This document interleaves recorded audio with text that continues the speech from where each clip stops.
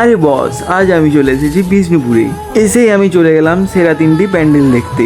তো প্রথমে আমি চলে এলাম বিষ্ণুপুরের ময়রা পুকুরে।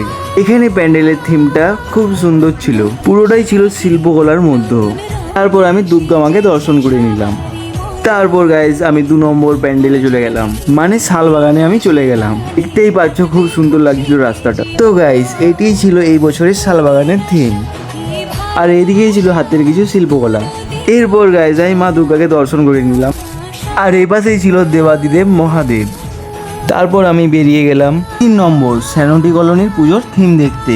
আর এই বছর এইখানেও থিমটি খুব সুন্দর ছিল। আর এই পাশেই দেখানো হয়েছিল বিষ্ণুপুরের কিছু ঐতিহ্যময় জিনিস। তারপর গাইজ আমি আর দেরি না করে ঢুকে গেলাম মণ্ডপের ভেতর। তারপর বস, মণ্ডপের ভেতর প্রবেশ করার পর আমার চোখে পড়লো এই দুটি জিনিস, আর এই পাশেই ছিল মা দুর্গা। তো গাইজ এত দূরই ছিল আজকে আমাদের মিনি ব্লগ। তো ভালো লাগে লাইক শেয়ার কমেন্ট করে যাও।